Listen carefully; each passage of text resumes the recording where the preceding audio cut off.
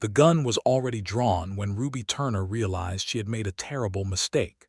She stood in the middle of the sun-baked main street of Caldwell, Kansas, the August heat rising off the packed earth in visible waves, and she stared at the man pointing a revolver at Elias Garrett's chest like she had never truly seen fear before. Not real fear. Not the kind that hollows you out from the inside and leaves nothing but the echo of your own heartbeat. "You told her," the man said. His name was Cole Dutton, and his voice carried the specific flatness of someone who had decided, somewhere between sunrise and this terrible noon, that today was the day people would pay for what they had kept from him. "You told her everything, didn't you, Garrett?" Elias did not move. He stood with his hands at his sides, not reaching for the Colt at his hip, and that stillness alone was enough to make Ruby's breath stop entirely. She had learned, over the 4 months she had known him, that Elias Garrett went still the way a river went still before a flood. It was not peace. It was pressure building behind a dam. "Step away from him, Ruby," Elias said, and his voice was so controlled, so deliberately quiet, that it carved through the street noise like a blade. "I am not stepping anywhere," she said, and she moved forward instead, placing herself partially between Elias and Cole Dutton's gun, and the look on Elias' face in that moment was something she would carry inside her for the rest of her life. It was terror, not for himself, for her, pure, undisguised, desperate terror. "You have made a catastrophic error," Elias said to Cole, and now there was something underneath the control, something dark and unearthed and war-shaped, and Cole Dutton, to his credit, recognized it even if he did not fully understand it. "The deed is mine," Cole said. "It was always mine. And you two standing together in this street, looking at each other the way you do, tells me you already know that. So step aside, Garrett, and let me have what belongs to me, and nobody has to get hurt today." Ruby thought about the land deed locked in the box beneath the floorboard of her small house on the edge of town. She thought about how she had come to possess it, the long, treacherous road that had led her from Knoxville, Tennessee, to the plains of Kansas with nothing but a trunk of clothing and a name on a piece of paper. She thought about the man standing behind her, the man who had not spoken of love since a war tore something essential out of him, the man who had spent 4 months teaching her by example what words could not contain. She thought about how everything was about to come apart. And then she thought about how she was not going to let it. Ruby Turner had arrived in Caldwell, Kansas in the spring of 1878, on the 2nd day of April, when the sky over the plains was that particular shade of pale gold that existed only at the far edge of a long winter. She had arrived on the Atchison, Topeka, and Santa Fe Railway, which had come through Caldwell 2 years earlier, and turned the town from a cattle camp into something aspiring to permanence. She had a carpet bag, a leather trunk, a small amount of cash, and the address of a land office written on a folded piece of paper that she had read so many times the creases had worn soft. She was 24 years old. She was a widow. Her husband, James Turner, had died of a fever in the autumn of 1876, leaving her the daughter of a Knoxville schoolteacher and the widow of a man who had died owing more debts than he had ever confessed to owing. The creditors had come quickly and with no sentiment. By the following spring, everything she and James had built together had been systematically disassembled and sold to cover what he owed. She had not wept for James the way a young widow was expected to weep. She had wept twice, privately, and then she had set her grief aside like a tool she no longer needed and turned herself entirely toward the problem of survival. Her father was dead. Her mother had remarried and moved to Georgia with a man Ruby had never trusted and never warmed to. She had a sister, Clara, 12 years older, already consumed by her own family in Virginia. She had a letter from a cousin named Margaret who had written to her from Kansas 2 years ago about a piece of land left to Ruby by their shared great uncle, a land grant from before the war that had never been properly claimed. Ruby had written back immediately. Margaret's reply had been slow in coming, and when it arrived it was vague about the details, something about the land office in Caldwell, something about a neighboring rancher named Garrett who knew the history of the parcel, Something about getting there before the season turned and someone else filed a competing claim. She had sold what little she had left, bought a train ticket, and come. The land office was a narrow building wedged between a dry goods store and a saloon on the main street. The man behind the counter was named Mr. Hollies, and he had the look of a man who had been asked too many questions by too many people and had long since stopped finding the questions interesting. "Turner," he said, looking through his files. "Ruby Turner, formerly of Knoxville, claiming the Abernathy grant on the South Pasture quarter section 160 acres. "That's correct," she said. "There's a problem," Mr. Hollies said in the tone of a man who found problems comfortable. "I am accustomed to problems," Ruby said. "What sort of problem is this one?" "There's a competing claim, filed last November, by a man named Cole Dutton who says he purchased the land from your great-uncle before he died." Ruby's jaw tightened. "My great-uncle died in 1873. I have documentation that the land was granted to his heirs, of whom I am one. If Mr. Dutton filed a claim in 1877, it postdates the original grant." "That may well be," Mr. Hollies said, "but Dutton's got a bill of sale, and until the territorial court makes a determination, both claims are pending. Neither one of you can develop the land until it's resolved." "How long does a territorial court determination take?"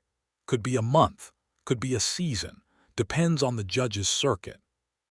Ruby stood in the land office doorway for a long moment after that, with the April wind pushing dust along the street and the distant sound of cattle from the holding pens south of town, and she thought very hard about her options, which were few and unpleasant. She needed somewhere to stay while the claim was being resolved. She had enough money for perhaps 2 weeks at the hotel, less if she ate regularly. She would need to find work. She knew how to teach, how to sew, how to keep accounts, and how to cook well enough to sustain a household.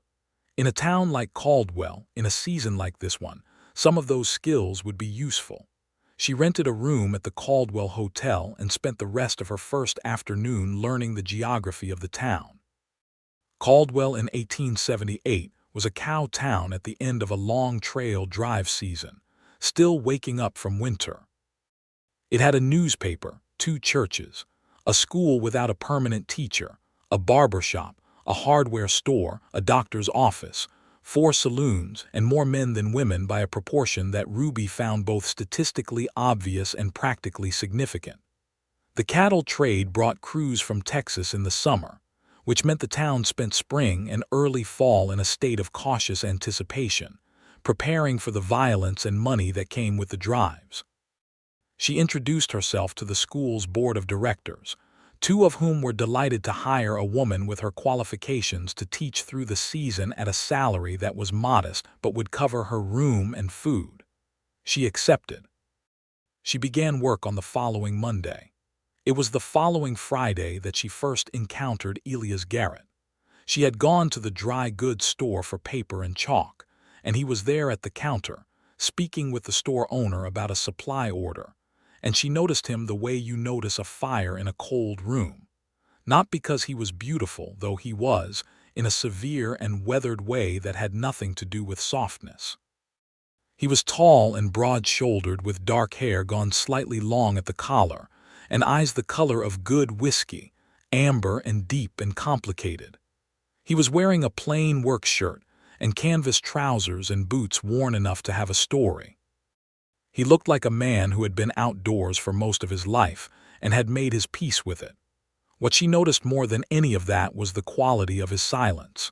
He was speaking with the store owner in complete, grammatically correct sentences, which already distinguished him from roughly half the men she had met in Caldwell. But beyond that, when he was not speaking, he was entirely still. Not restless, not scanning the room, not performing the casual alertness she had observed in men who wanted to be seen as dangerous. Just still, like a man who had learned a long time ago that the things worth watching did not announce themselves. He turned when she came in, and their eyes met for exactly the length of time it takes to make an assessment, and something passed between them that Ruby could not have named on that first day. Not attraction exactly, recognition. The particular recognition of two people who have both, at some point, been required to be harder than they wanted to be. "Miss," he said, and stepped aside to give her access to the counter. "Thank you," she said, and that was all. She asked the store owner about him afterward, in the casual way of someone merely making conversation. "That's Elias Garrett," the store owner said. "Has a ranch about 4 miles southeast of town. Been here since '72. Keeps to himself mostly. Good man. Came out from Missouri after the war." After the war. The phrase landed in Ruby's mind and stayed there. She found out later that week, through the particular efficiency of small-town information exchange, that Elias Garrett owned the ranch adjacent to the land she was claiming. That he had, in fact, been the one Margaret had mentioned in her letter, the neighboring rancher who knew the history of the parcel. That he had done business with her great-uncle on several occasions, and that the old man had told him, before he died, that the land was to go to his granddaughter's family. She sought him out deliberately after that. She went to his ranch on a Saturday morning with a purpose she had already made clear to herself. She needed information about the competing claim, about Cole Dutton, about the history of the land, and Elias Garrett was the most direct source. She was not going to be shy about it. The ranch was modest by the standards of the larger operations she had seen from the train, but well-ordered in a way that spoke of careful, consistent attention. The fencing was in good repair. The barn was solid. The house was not large, but it was straight and tight, and looked like it had been built with intention rather than haste. He was at the fence line when she rode up on the horse she had rented from the livery, and he watched her approach with the same quality of stillness she had noticed in the store, and when she dismounted and introduced herself properly, he said, "I know who you are, Miss Turner. I heard you'd come." "Then you might know why I'm here," she said. "I might," he said. "Come inside. I'll make coffee." The inside of his house told her more about him than any conversation could have managed in an equivalent time. There were books, more than she would have expected, on a shelf built into the wall beside the fireplace. There was a rifle above the door and a revolver on a hook beside it, both maintained with the kind of care that came from habit rather than fear. There was a small wooden table with 2 chairs, a stove, and a single window that looked southeast toward the disputed land. There was nothing decorative except a small tin daguerreotype on the mantelpiece that she did not look at directly but registered in her peripheral awareness. He made coffee in silence, competent and unhurried, and they sat at the table and he told her what he knew. "Cole Dutton is not a complicated man," he said. "He wants what he can take, and he will use whatever means are available to take it. He has been trying to expand his holdings south of town for 3 years. When your great-uncle's health declined and it became clear he was not going to last the winter, Dutton approached him with what he claimed was a purchase offer. Your uncle was not well. Whether the document Dutton produced constitutes a legitimate sale or a predatory extraction from a dying man is exactly the kind of question the court is going to have to answer." "Do you have any evidence?" Ruby asked. "I have your uncle's word, which he gave me directly in the summer of '73, that the land was to go to his family's heirs. I can testify to that. Whether it outweighs a bill of sale in court is uncertain." "But you'll testify." He looked at her steadily. "I said I would. I will." There was nothing performative about it, no invitation for gratitude. He had stated a fact, as if his word were a piece of currency he had already spent and was simply accounting for. She rode back to town that afternoon with more information than she'd had and a curious lightness in her chest that she attributed to progress on her legal situation and nothing else. She was lying to herself, and she knew it even then, but she gave herself permission to continue the lie for a while longer because she was not ready for what came after. The teaching position filled her days with a kind of purposeful satisfaction she had not felt since before James died.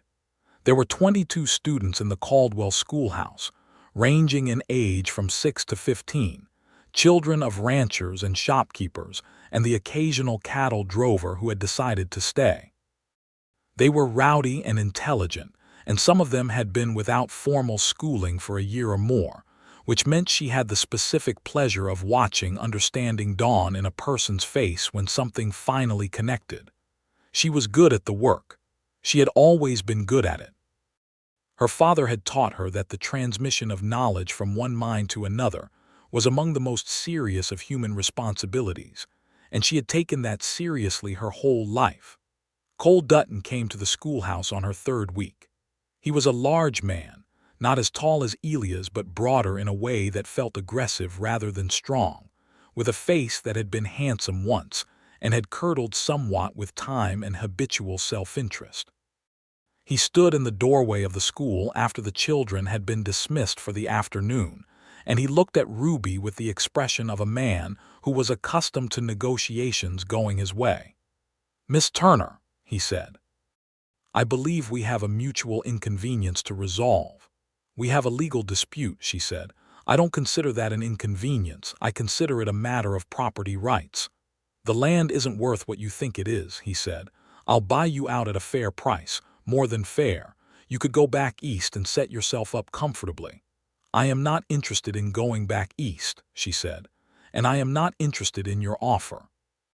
His expression shifted slightly, just enough to show her something underneath the pleasantness. "It's a long time to wait for a court ruling.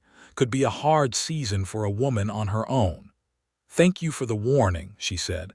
"I'll be sure to prepare accordingly." He left, and she stood in the empty schoolroom for a moment after, aware that something had just been said to her that was not entirely a warning, and partly a threat, and she filed it in the category of information she would need to act on. She told Elias the next time she saw him, which was the following Sunday when he came into town for supplies, and she intercepted him with the specific efficiency she had learned from necessity, which was to say she had been watching for him.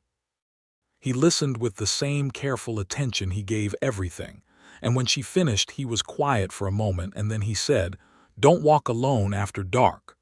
"That's all," she said. "I'll also speak to the sheriff," he said. "Dutton doesn't move openly. He works in the dark. If he knows someone's watching, he tends to hold back. And if he doesn't hold back," he looked at her and something in his expression did the thing she was beginning to recognize, where the stillness cracked slightly and something honest came through before he closed it again. "Then we'll deal with that when it comes," he said. She noticed he said we. She thought about that for several days. May came in warm and fast, the way spring moved on the Kansas plains, skipping the tentative middle part and arriving at something close to summer almost overnight. The cattle drives from Texas began arriving, long columns of longhorns moving through the holding pens south of town, with the accompanying population of trail hands who had spent 3 months on the trail and were ready for a bed, a bath, and a whiskey, in whatever order they managed to obtain them. The town transformed during drive season with a speed and completeness that Ruby found both alarming and fascinating. Caldwell became louder, denser, more volatile. The saloons ran full from afternoon onward. The marshal and his deputies spent their evenings in a state of controlled tension, managing the edges of situations that could tip quickly into violence. The respectable quarters of town, the churches, the school, the dry goods store, drew their curtains a little tighter and waited for the season to pass. Ruby had grown up in a city. She had witnessed violence and poverty and injustice in the specific urban forms they took, and she had learned that the way a society organized itself around its most vulnerable people told you everything you needed to know about its actual values versus its stated ones. Caldwell during drive season was unusually honest about the gap between those two things. She also noticed that during this period, Elias Garrett came into town more often, not with any stated reason. He bought supplies he could not have needed that frequently, or he came to speak with the sheriff, or he appeared at the end of her school day in the particular casual way of a man who had invented an errand in the vicinity. She recognized this pattern because she was watching for it, and she recognized why she was watching for it, and she allowed herself to continue watching while maintaining the fiction that she was simply grateful for the security his presence implied. They began to talk, in the way of people who find conversation easy between them. She told him about Knoxville, about her father, about the books she loved. He listened with the quality of attention that she had come to understand was genuinely rare, not polite listening, not listening while waiting to speak, but actual listening, where the words landed and he thought about them before responding. He did not offer much of himself in return, not at first. He answered direct questions directly and deflected indirect ones with the practiced ease of a man who had been deflecting for years. She learned that he had come to Kansas in 1872, that he had built the ranch with his own hands over the first winter, that he ran about 300 head of cattle and had 2 ranch hands who worked for him seasonally, that he had no family left in Missouri, that he had been in the war. He said those last words without elaboration, the way you say that you have been in a thunderstorm, as a fact of weather rather than a choosing, and she understood from the way he said it that the space around those words was very large and that he was not going to fill it voluntarily. She did not ask. She had learned from her own experience of grief that certain silences were not invitations to be filled. They were load-bearing walls. You did not remove them without understanding what they were holding up. One evening in late May, they were sitting on the steps of the hotel porch after she had finished grading papers, as had become an occasional habit, and the conversation had wound through several topics and arrived at a comfortable quiet, the particular silence of 2 people who have stopped needing to fill the space between them. The sun was going down over the plains in the extravagant way it did in Kansas, painting the whole sky in colors that seemed almost excessive. My father used to say that the most important thing a person could do was bear honest witness to their own life, Ruby said. I didn't understand what he meant when I was young. I thought it was something modest people said. I understand it now. Elias looked at the sunset for a long moment. What do you understand it to mean now? He asked. That you have to be willing to see the truth of what you've lived, even when it's not the version of the story you would have chosen, she said.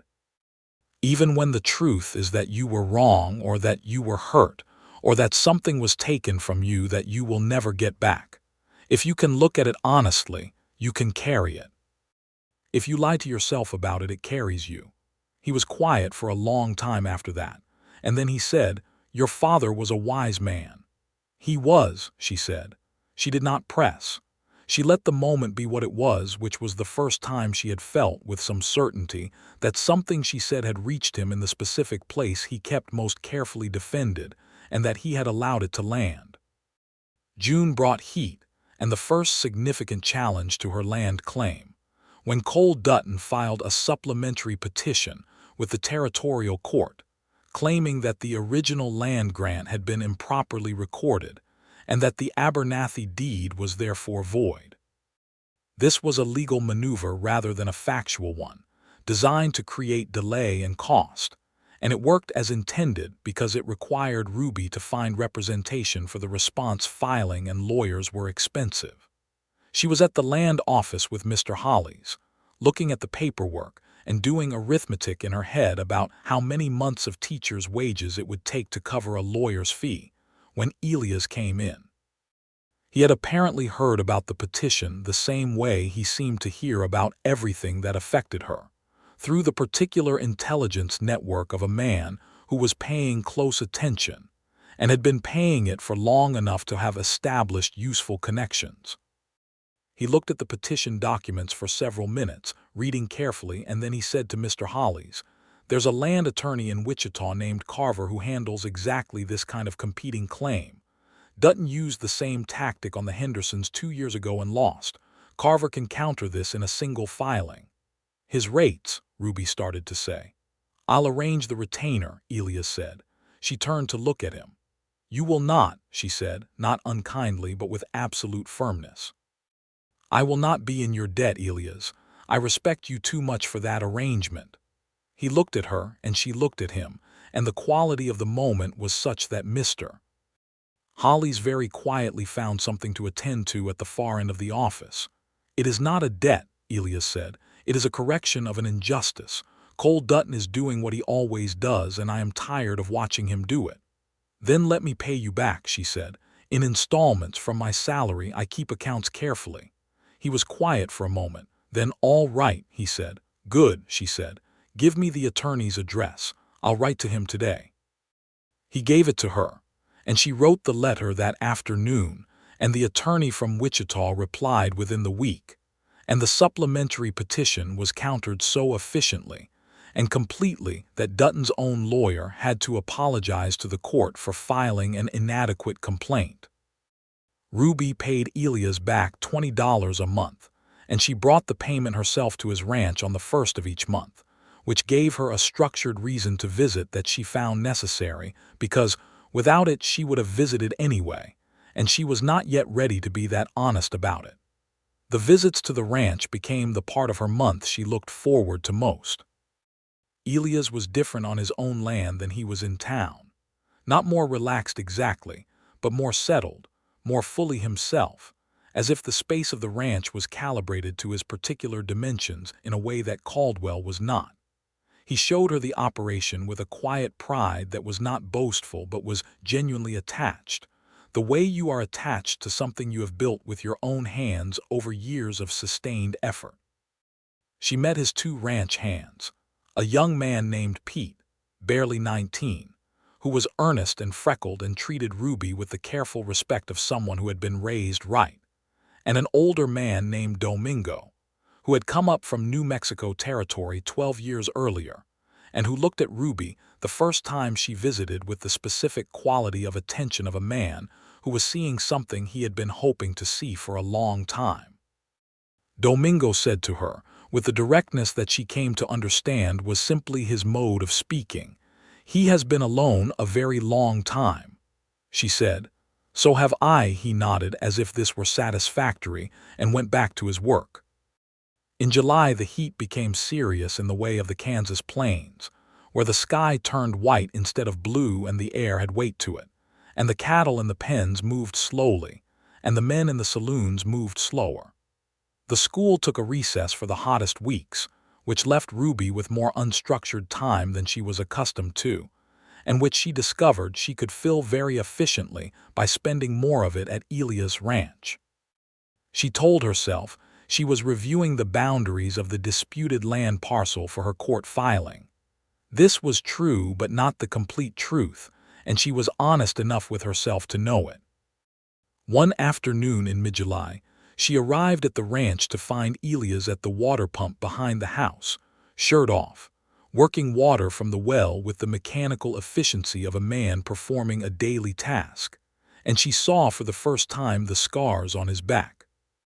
They were old, healed flat and pale, but extensive, covering the left side of his back and shoulder in the specific pattern of shrapnel wounds from artillery, which she recognized, because she had seen them on men who had come back from the war to Knoxville when she was a teenager and her father had treated several of them as a community act of care. She did not look away, and she did not pretend she had not seen them, because pretending not to see things was a kind of dishonesty she had never been able to manage, but she said nothing. She simply said good afternoon and went to the porch and waited.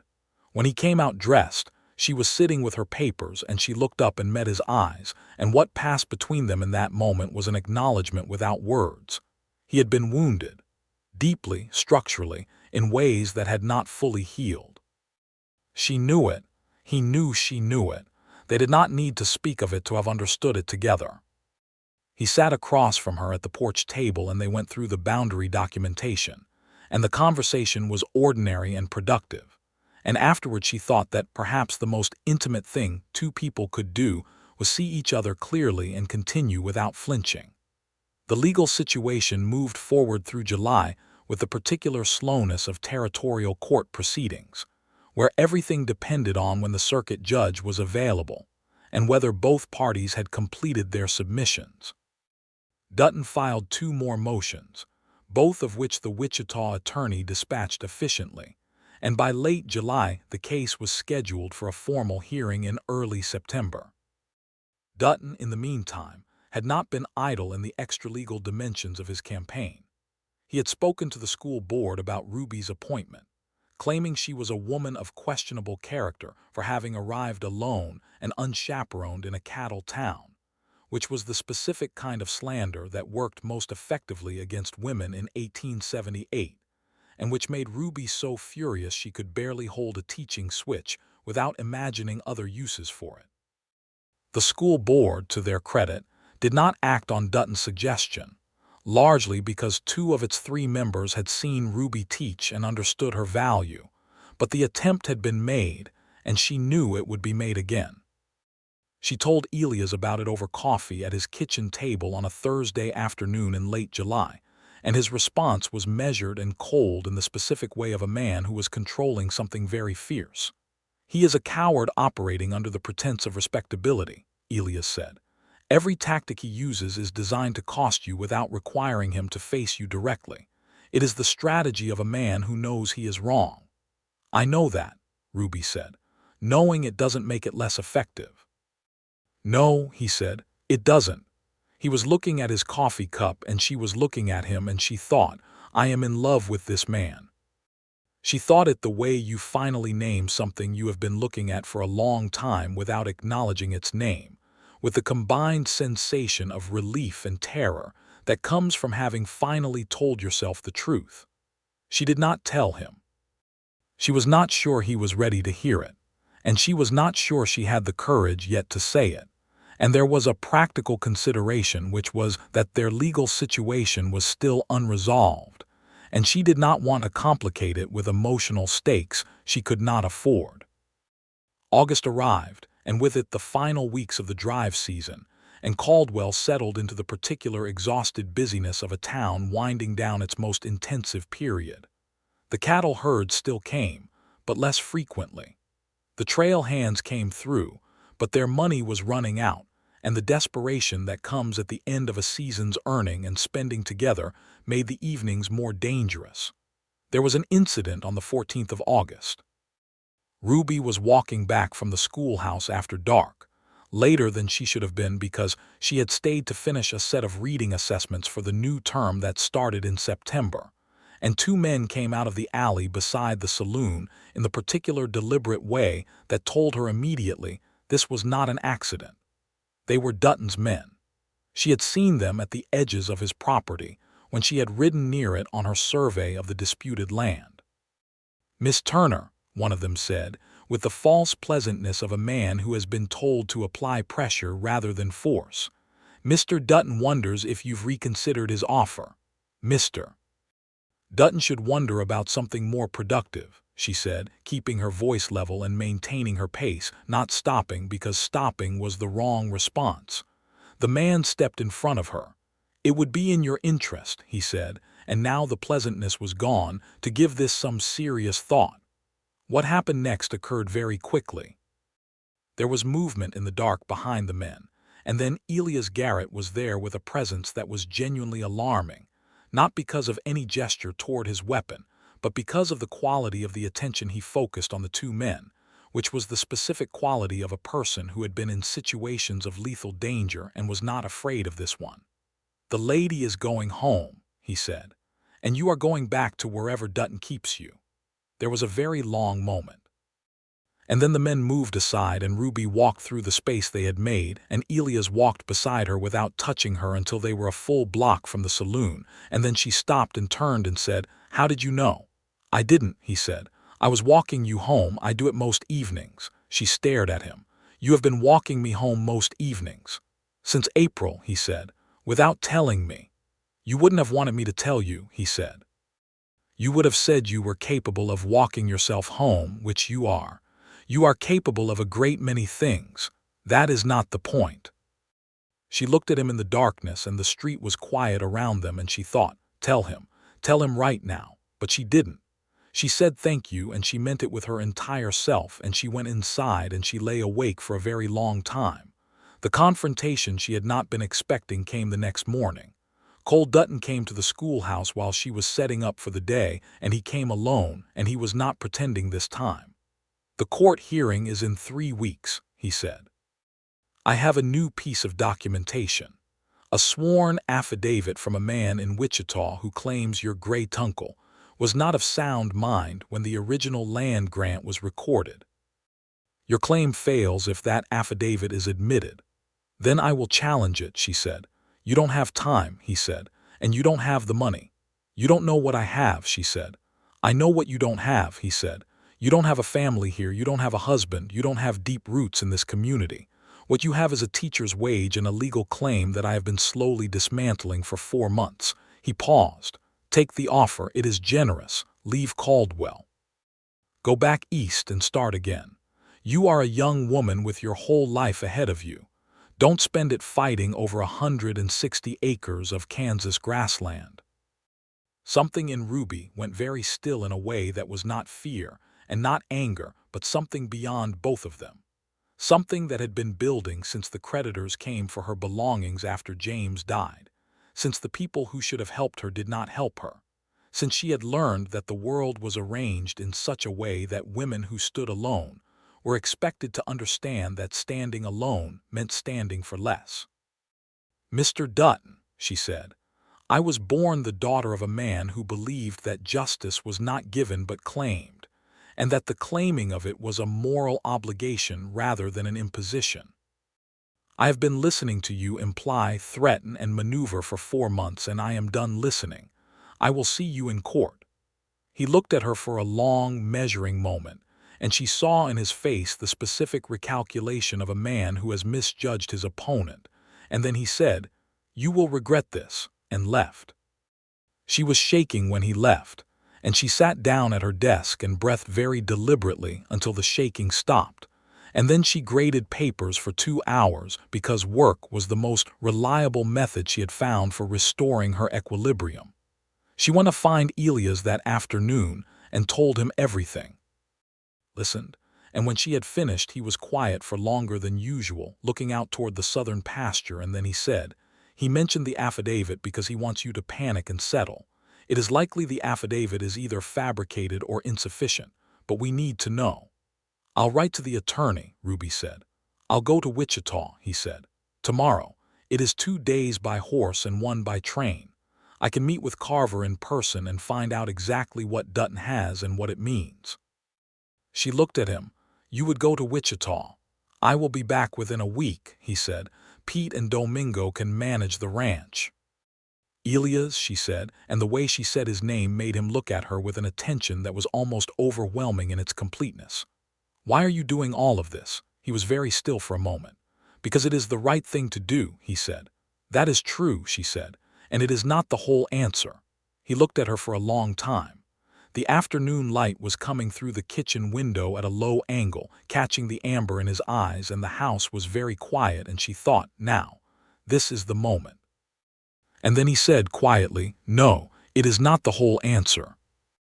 And she thought that was all she was going to get, and she was preparing to let it be enough for now, when he said, I will tell you the whole answer when I get back from Wichita.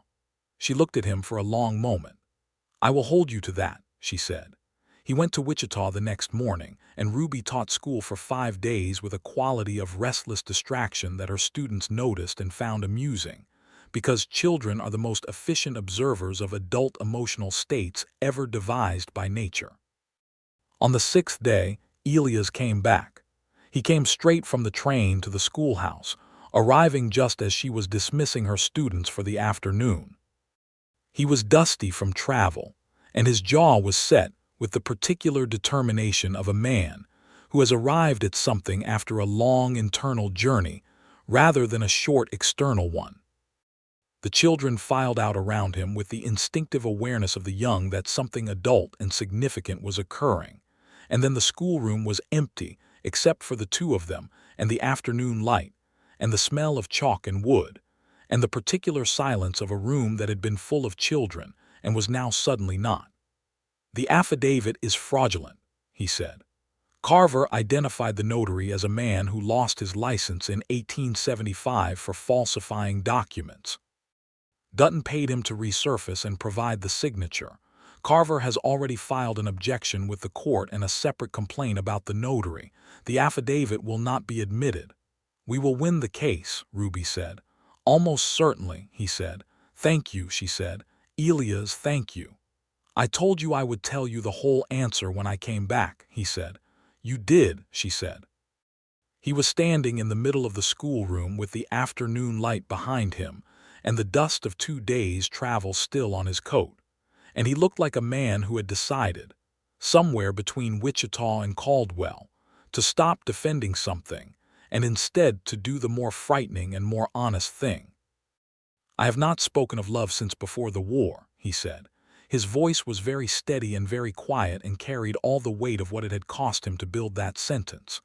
"I am going to be honest with you about why, because you asked me to be honest, and because you have earned it, and because I believe you are the kind of woman who would want the truth of it rather than a simplified version." She sat down slowly on the edge of her desk. "Tell me," she said. "I was engaged," he said, "before the war. Her name was Anna. We had been together since we were young, 17, 18, and I believed then that loving someone was simple, that you committed to it and it held. I left for the war in '62 believing I was going back to her." He paused. "I came back in '65. She had married someone else in '63. She had written to tell me, and the letter never reached me.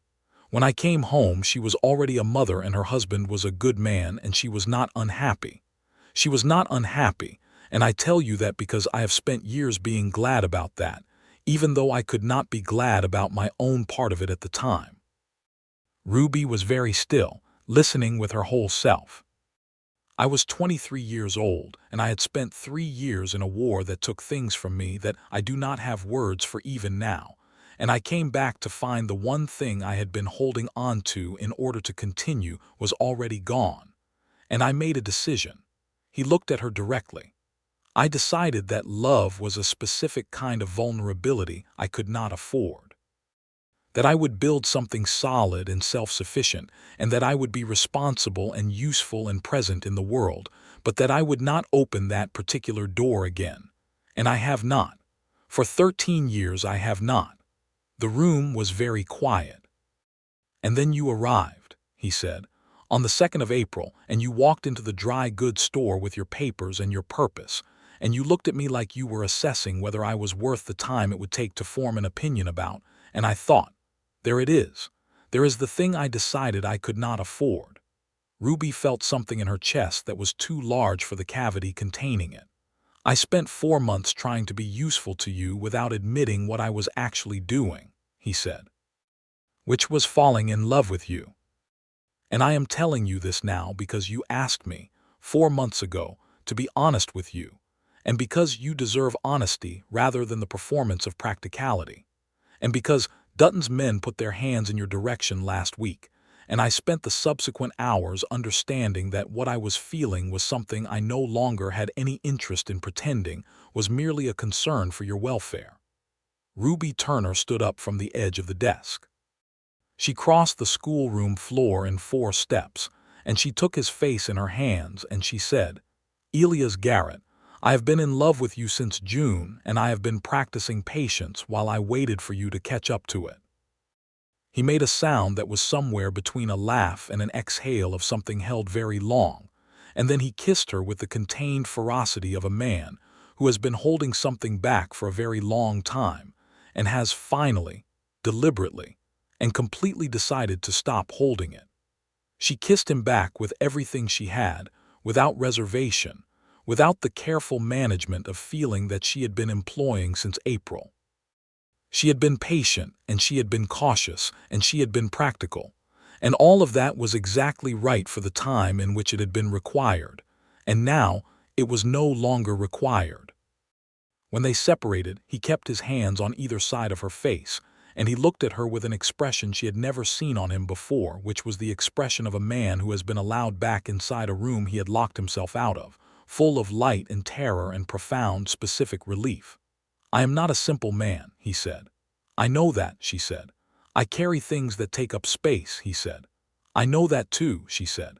"So do I. We are both people who carry things. That does not frighten me. What would frighten me is if you weren't honest about them." "I will be honest," he said. "Then we will be fine," she said, and she meant it with a certainty that was not blind optimism but the specific confidence of a person who has assessed a situation accurately and arrived at a sound conclusion.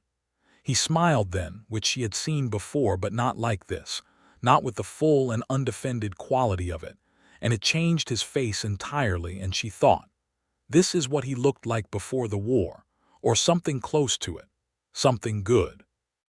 3 weeks later, on the 3rd of September, 1878, Ruby Turner appeared before the circuit court judge in Caldwell for the determination of the Abernathy land grant claim. She was represented by Attorney Carver of Wichita, who had traveled down for the hearing. Elias Garrett testified on her behalf, providing his first-hand account of her great uncle's stated intentions regarding the land. The fraudulent affidavit was formally rejected. Cole Dutton's bill of sale was examined by the court, and the judge, a methodical man named Hargrove who had been on the circuit long enough to recognize a coercive transaction when he saw the paperwork, determined that the document had been signed under circumstances that constituted undue influence on a man in failing health. The land was awarded to Ruby Turner, heir of the Abernathy grant. Cole Dutton stood in the back of the courtroom with the specific expression of a man who has run out of moves and knows it.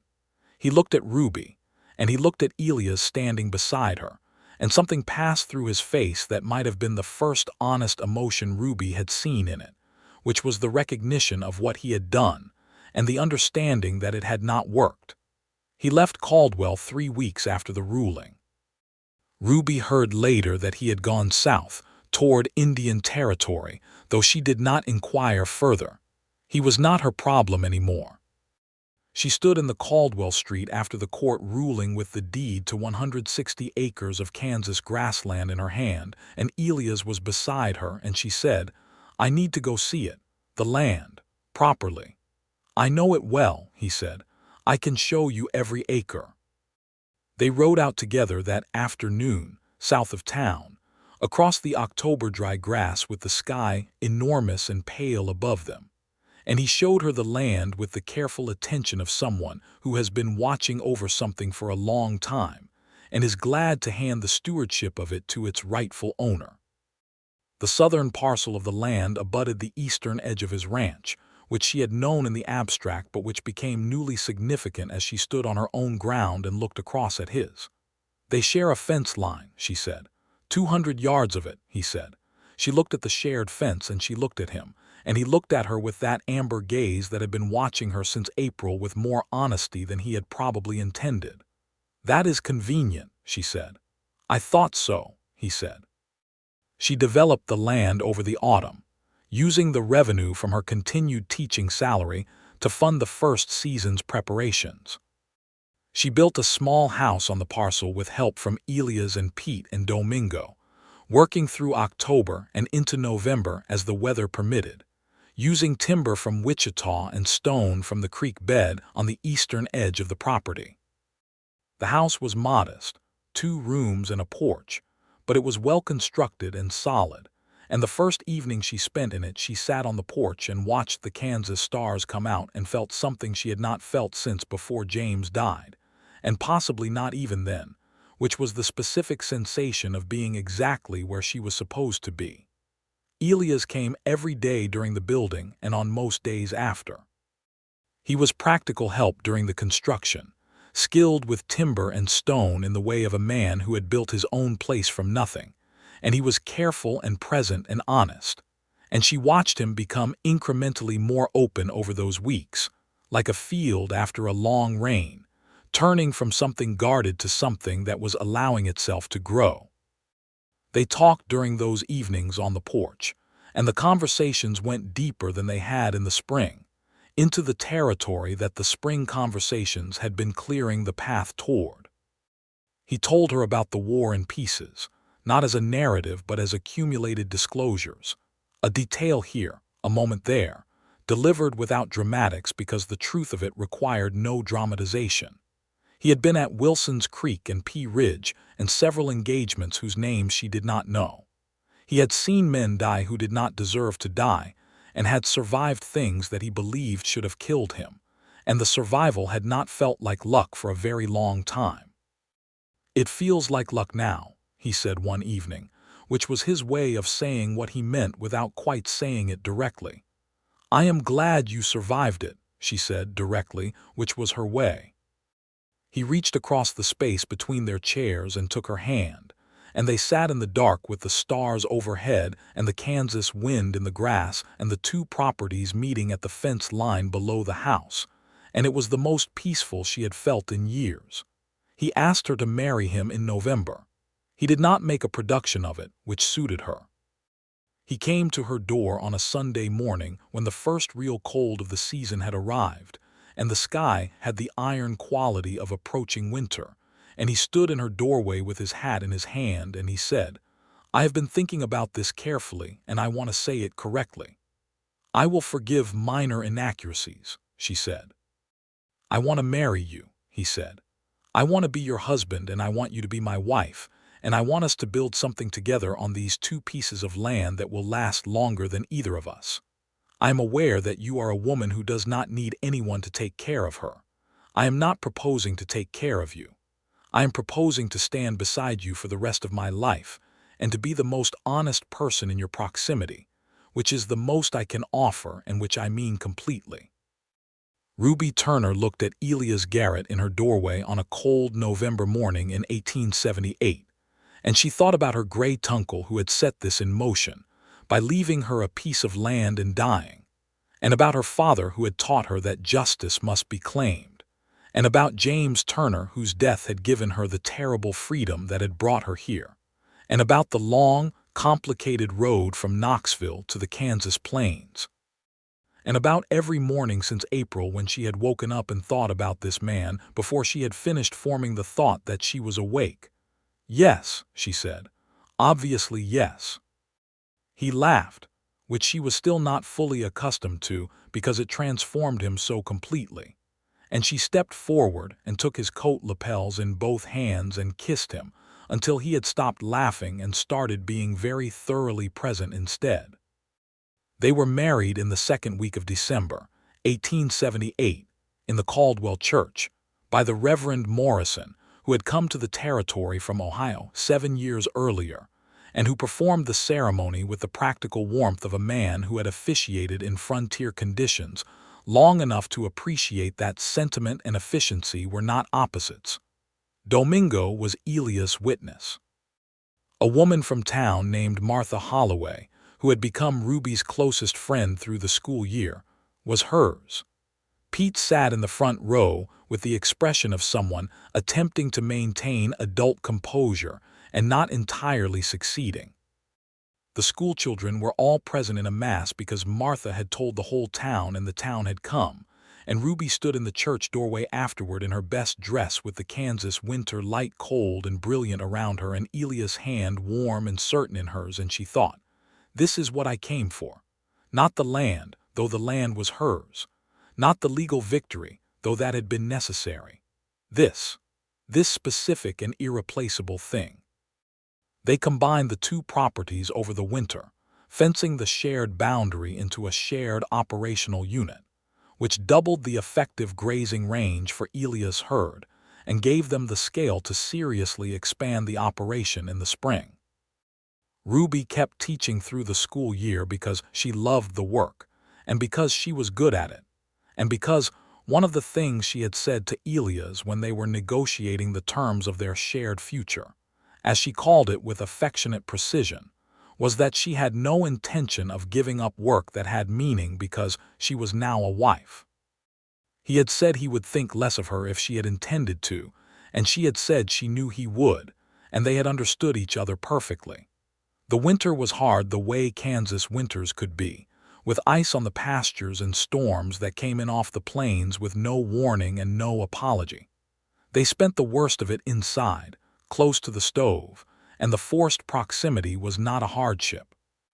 He read to her in the evenings from the books on his shelf, which covered a considerable range, legal texts and history and natural philosophy, and she discovered a well-worn copy of Tennyson that he had carried since before the war. She read aloud to him from her own collection, which tended toward novels and narrative history, and the contrast between their literary tastes was something they argued about with the comfortable specificity of two people who are actually arguing about the pleasure of the argument. She found the daguerreotype on the mantelpiece one evening when she was dusting. She had always been careful not to look at it directly in the months before they were married, respecting what it might represent, but now she picked it up. It was a young man, early 20s, in a uniform she recognized as Union. He had Elias' jaw and nose, but a quality of unguarded openness that Elias himself no longer had, and she understood she was looking at the before, the version of him that existed before the war had rearranged him. "That was my brother," Elias said from the doorway. "Daniel. He died at Gettysburg in '63. She turned. He was leaning against the doorframe with the careful stillness of a man anticipating pain. "I am sorry," she said, and she meant it simply, without the hedges and qualifications that sometimes surrounded condolences and diminished them. "He was 20 years old," Elias said. "He was going to be a teacher or a lawyer. He couldn't decide." "He would have made a good one," she said. "Whichever one." He came and took the daguerreotype from her hand and looked at it for a moment and then put it back on the mantelpiece. "I used to take it down," he said. "After he died, after Anna.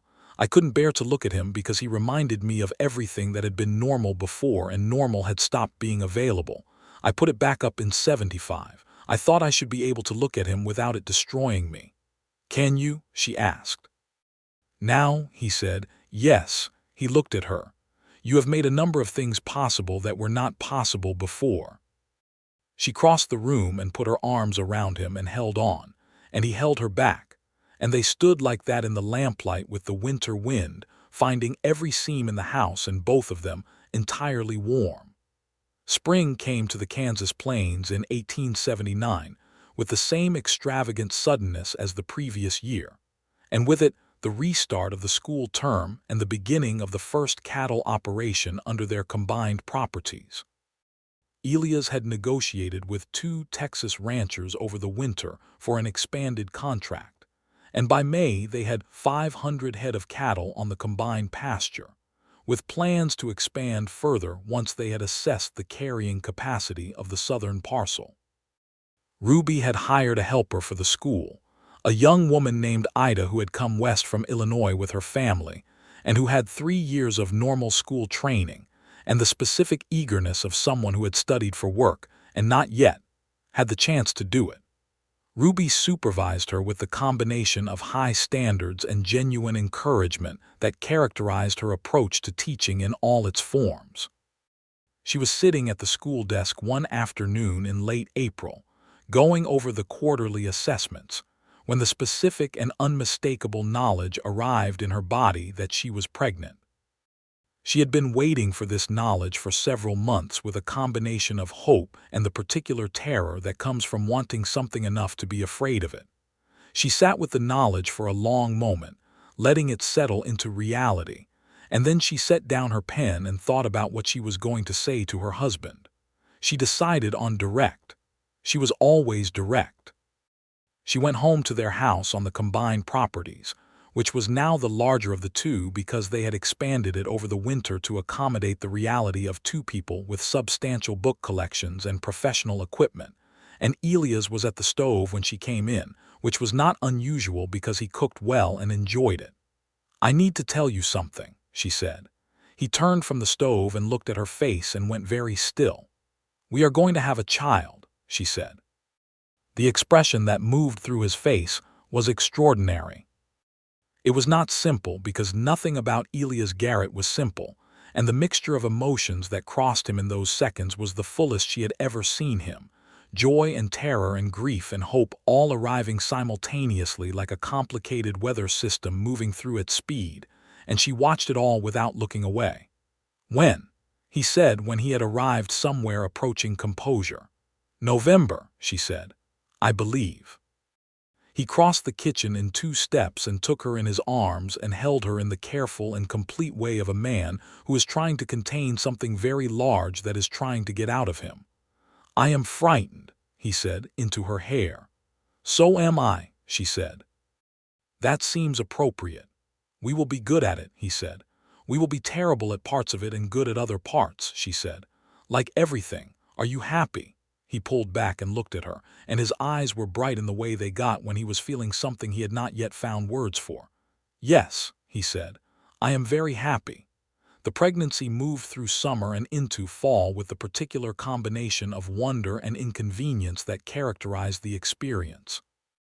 Ruby taught through July before appointing Ida as the acting teacher for the fall term, which she did with more grief than she had anticipated, because the schoolroom had been hers, and she was not good at releasing things that were hers. But Ida was ready and capable, and it was the right decision. Elias was attentive with the specific quality of his attention that meant he was paying careful consideration to her needs without making her feel managed, which was the right calibration, and which she appreciated and told him so directly, because they had established early that direct appreciation was more valuable to them than the performance of taking things for granted. She rode out with him on the property as long as it was comfortable, and then she shifted to walking the closer pastures, and she spent the evenings on the porch watching the Kansas plains do the thing they did in autumn, which was to turn 100 shades of gold and rust and dry amber. And she thought about her father and her gray tuncle and the long chain of necessity and love and circumstance that had brought her here, and she thought it was the most honest life she had ever lived. Their son was born on the 15th of November, 1879.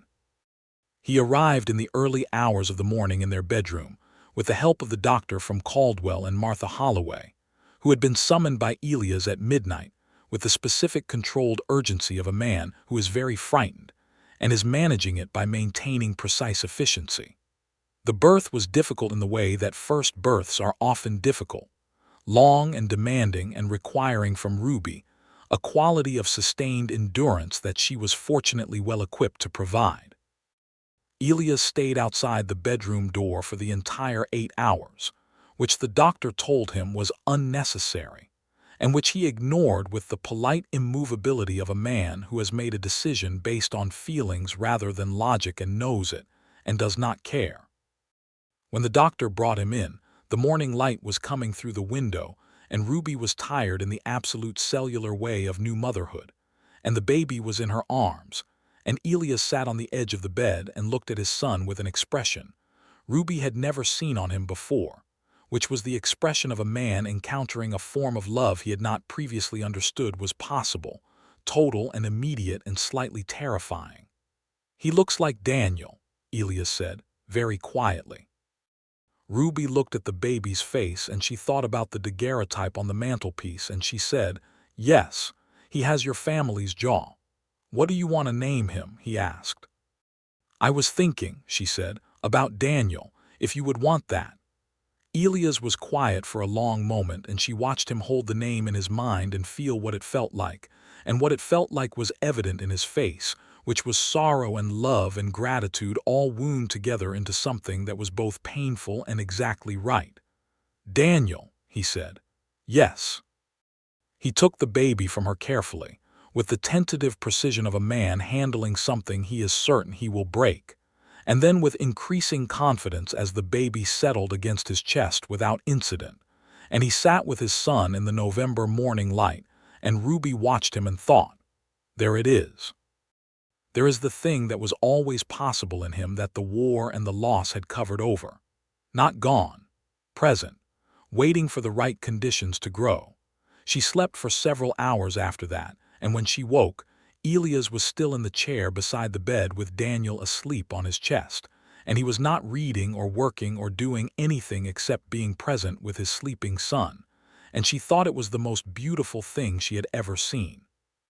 Domingo had tears in his eyes when he first held the baby, which he acknowledged without embarrassment in the manner of a man who had long since stopped pretending that sentiment was incompatible with dignity.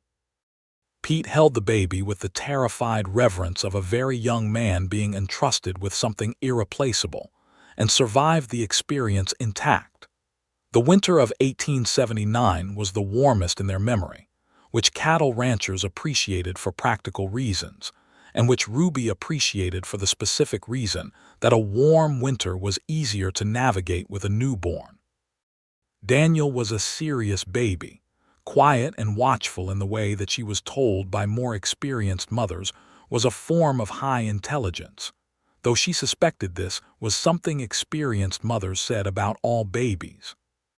He had Elias' amber eyes, which darkened slightly as the weeks passed and settled into a shade that was their own particular color, neither Elias precisely nor Ruby's own dark brown, but a hazel that was its own thing. She returned to teaching in February, 2 days a week at first, gradually increasing as Daniel grew and as a neighbor woman named Bess, whose own children were grown, agreed to come and help during school hours.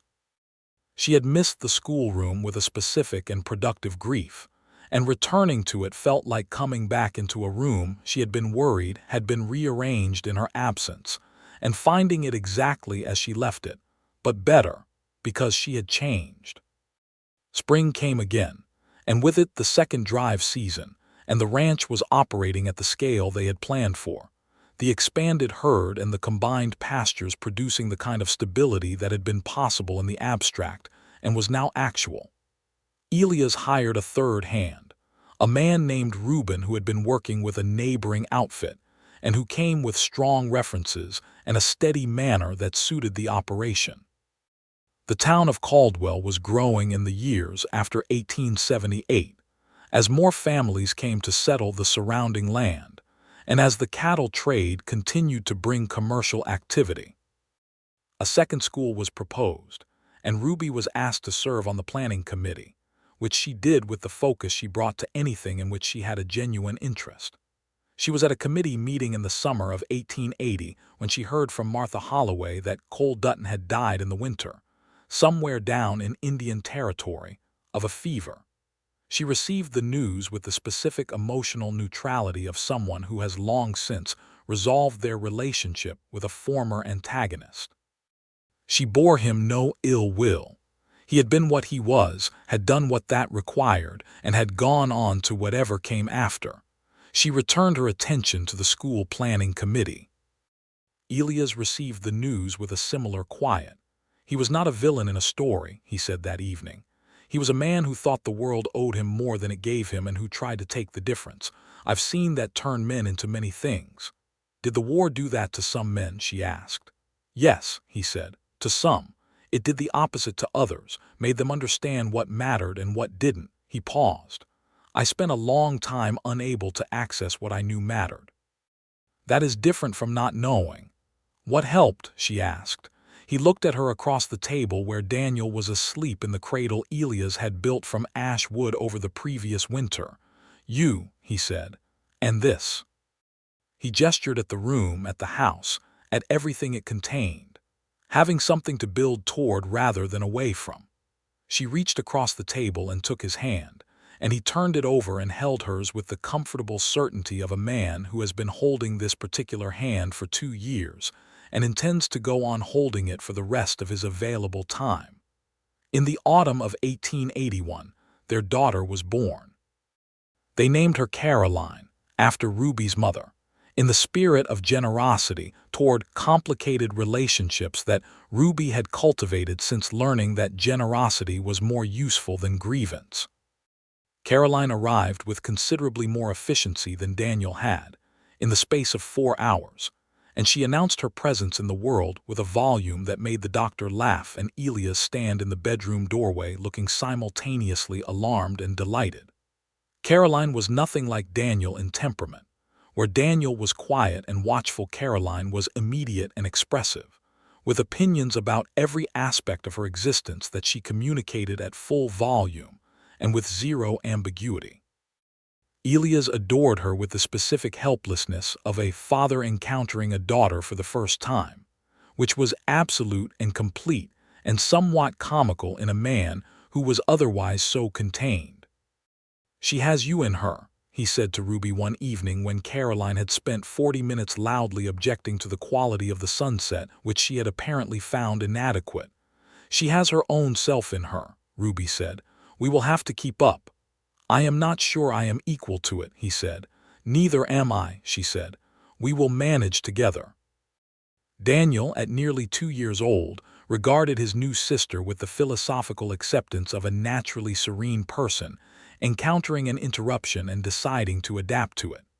He brought her small objects, a smooth stone, a wooden spoon, a dried flower from the porch, and laid them beside her with the solemnity of a person making careful deposits. Elias watched this behavior with an expression that Ruby had come to identify as the one that meant he was feeling something too large for his ordinary containment, and was choosing not to try to manage it, which was the expression she loved most on him because it was the most honest. The school Ruby had helped plan opened in the fall of 1882, serving the expanded population of the surrounding territory, and Ruby moved into the role of head teacher for the original school while Ida took the new one. And between them they were educating close to 50 children in the Caldwell area, which was the kind of legacy her father would have understood and approved. The land, her great-uncle's land, the 160 acres she had traveled from Knoxville to claim, was fully operational by 1882, its southern pastures integrated with Elias' northern ones, the combined operation running 700 head of cattle with 3 permanent hands and seasonal labor during drive season. They had discussed, in the practical and forward-looking way they discussed everything, the possibility of acquiring the parcel to the west, which its current owner, an older man named Whitfield, had expressed interest in selling. "We would have nearly 500 acres, Elias said, spreading the survey maps on the kitchen table. "We would need another hand," Ruby said, looking at the maps. "Domingo is getting too old for full physical work. He would be glad of a supervisory role. We could hire 2 new hands and he could manage them." "He will not like being told he is too old," she said. "I will tell him he is being promoted," Elias said. She looked at him with the expression she had for moments when his practical intelligence arrived at outcomes she found particularly satisfying. "That will work," she said. They acquired the Whitfield parcel in the spring of 1883, making them one of the larger operational holdings in the southern Caldwell area, not the largest, but significant, and built on the specific combination of honest work and stubborn persistence, and the particular grace of having arrived at the right moment in the right place with the willingness to stay. Domingo was promoted, and accepted the promotion with the dignity of a man who understood exactly what was being done, and appreciated the consideration without requiring the pretense to be acknowledged. One evening in the summer of 1883, 5 years after Ruby had arrived at Caldwell Station with her carpet bag and her purpose and her piece of paper, she was sitting on the porch of their house watching the children, Daniel 4 years old and Caroline nearly 2, playing in the dusty yard, while the long Kansas evening came in over the plains in all its particular colors. And Elias came out and sat beside her with 2 cups of coffee, and the quiet that was no longer the guarded quiet of a man keeping something back but the settled quiet of a man in the right place. "What are you thinking about?" he asked. "About what it costs to get to a place," she said. "And about whether you can know at the beginning that it will be worth it." "Can you?" "No," she said. "You can only know afterward, looking back." "Is it worth it?" he said. She looked at her children in the yard, at her husband beside her, at the land that ran in all directions as far as she could see in the evening light, land that was hers and his and theirs together. She thought about Knoxville, about her father, about James and the creditors, about the train to Caldwell and the first morning in the hotel and the dry goods store where she had looked at this man and recognized something she did not yet have a name for.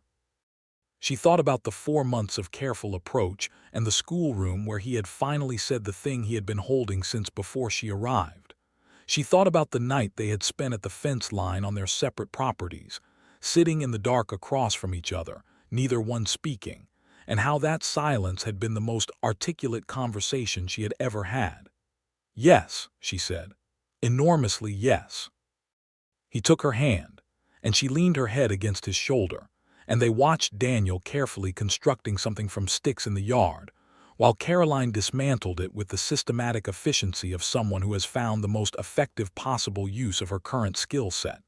And Elias laughed, which was a sound she still marveled at because it was so completely and specifically him, and she thought about her father's words. Bear honest witness to your own life. See it clearly and carry it, and don't lie about what it is. This is what it is, she thought. This particular, unlikely, earned, irreplaceable life. This man who did not speak of love for 13 years and who told her before the season ended. This land. These children. This evening. This was the whole answer. Daniel grew into a boy who loved books and horses in equal measure, which Elias and Ruby both claimed as their respective influence, and which was actually both of them together, as most things about him were. He had a precise mind and a deliberate manner, and the amber eyes that were their own shade, neither parents exactly, and he was kind in the way that children are kind when they have grown up watching it practiced between the people who made them. Caroline grew into a girl who was interested in everything at full volume, who learned to read at 3.5 and proceeded immediately to read everything available, and then demand more, who asked Elias questions about the cattle operation with the focused curiosity of someone who intended to understand something completely, and who told Ruby one afternoon when she was 4 years old that she was going to be a teacher and a rancher both. Because why would you only do one thing when you could do two? Ruby had recognized herself in this and had laughed for a long time. A second son, Henry, arrived in 1884, and he was from the beginning a person of cheerful practicality, interested in how things were built and how they worked, following Elias around the ranch from the time he could walk with the specific attachment of a small person who has identified their primary example and intends to learn from it by proximity. By 1885, the Garrett Ranch, as the combined property had come to be known, was one of the stable and respected operations in the area, its cattle well managed, its land well maintained, its reputation for honest dealing established through years of consistent practice. Elias had sat on the town council for 2 years. Ruby was the head teacher of the Caldwell school and had been for 3 years running. They were, in the modest but complete way of people who have built something together over years of sustained intention, a settled and contributing part of the community they had chosen. One evening in the fall of 1885, 7 years after the first day, she had walked into the dry goods store and looked at the man who would become her husband. Ruby came in from school to find Elias at the kitchen table with the daguerreotype of Daniel in his hand, looking at it with the expression she had come to know, which was sorrow and love and peace in equal measure. He looked up when she came in.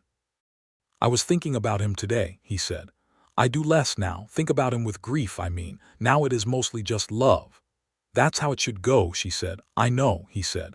"I spent years thinking it was a betrayal of the grief to let it change, that if the pain lessened it meant he mattered less." He set the daguerreotype down gently. "I understand now that was wrong." "What changed your understanding?" she asked, sitting down across from him. He looked at her steadily. "You told me once that your father said the most important thing a person could do was bear honest witness to their own life. I have been practicing that. It has changed what I am able to see."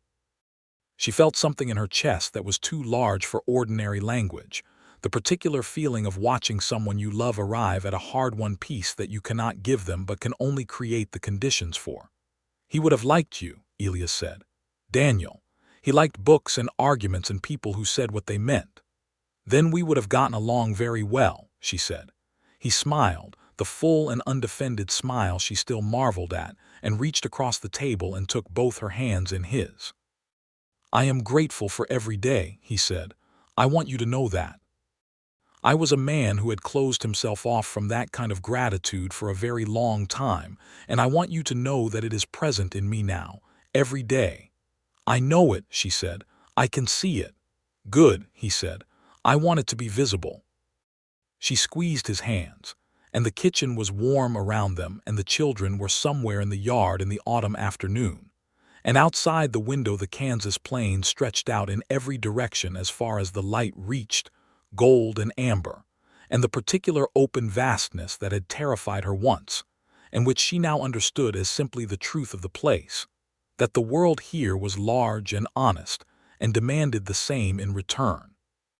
She thought about the 2nd of April, 1878, and the train arriving at the Caldwell station, and the pale gold morning sky, and the piece of paper in her pocket with an address written on it. She thought about how she had arrived with almost nothing, and how everything she had now was built from what she had brought with her, which was her intelligence and her determination and her father's teachings, and the willingness to stay in a place that was hard enough to require her full self. She thought about how love was the same kind of thing, not given fully formed but built, from honesty and presence and the willingness to be seen clearly and not to flinch from what was seen. From showing up when it was inconvenient, from speaking the truth when it was frightening, from staying. Elias had stayed. She had stayed. And the thing they had built between them was as solid as the house around them and as expansive as the land outside it and as alive as the children in the yard, and it would outlast the season, every season, for as long as there were seasons to outlast. She looked at her husband across the kitchen table, the man who had not spoken of love since the war, the man who had told her before the season ended, and she thought, there is no version of this life I would have chosen over the one I have. Outside, Daniel was calling to Caroline about something, and Caroline was loudly explaining why he was wrong, and Henry was somewhere making a sound that suggested he had found a tool he should not have, and the Kansas evening was coming in slow and gold over the land, and Elias Garrett's hands were warm and certain around hers, and Ruby Turner Garrett held her honest witness to her own life and found it perfect. Not without sorrow, not without the marks of everything it had cost to get here. Not without the ghost of Daniel in the daguerreotype, or the faded scars on Elias' back, or the memory of creditors at the door, or a gun drawn in a main street on a hot August afternoon when everything might have gone differently. But perfect. The way something is perfect when it is true. The way something is perfect when it is yours.